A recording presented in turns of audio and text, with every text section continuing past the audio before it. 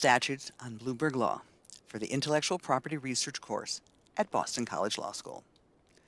If you know the citation to a statute, like 35 U.S.C. 100, the definition section for Title 35 patents, the quickest way to get there is to type or paste the citation in the search bar. When the Go to this citation link appears, click on it to retrieve the code section. If instead you hit Enter or the Go button, you'll be running a general search. If you accidentally run the search, don't worry. There will be a citation lookup link at the top of your results list to help you retrieve the statute. Above the text of the code section are links to the larger units of the U.S. Code. In this case, we have a link to an outline of the entire U.S. Code, the Title 35 patents, Part 2, Patentability of Inventions and Grant of Patents, and the Chapter 10, Patentability of Inventions. The table of contents link on the left is a linking table of contents to the subsections within the code section you are reading, not the larger code.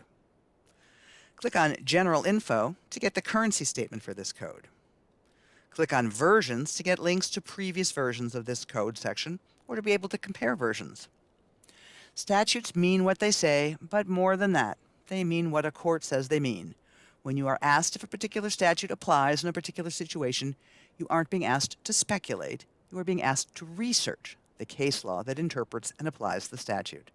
Smart Code is a tool on Bloomberg Law that can help you identify and navigate all documents on Bloomberg Law that could affect the interpretation or validity of a statute. This is not a curated list like the notes of decisions on Westlaw and Lexis, but more of a statutory citator.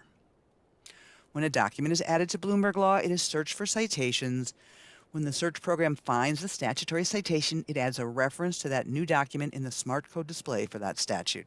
You can run a Boolean search for the case extracts, that is the paragraphs in which the citations to the statute appear, or you can choose to search the full text of every case citing the statute.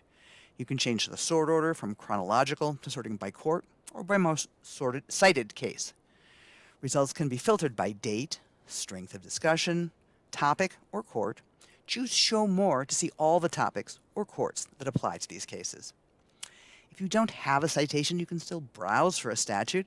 After selecting Browse from the top of the page, select Laws and Regulations at the top level Browse.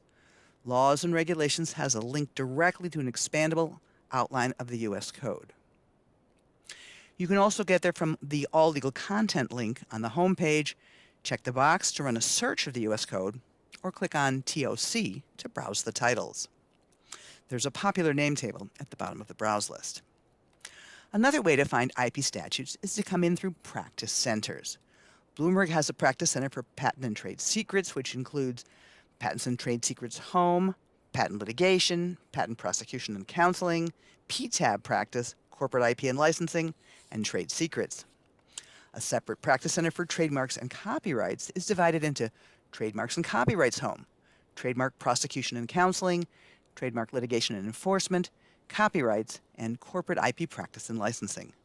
Many of the practice centers include links to federal laws and regulations that are used in that practice area.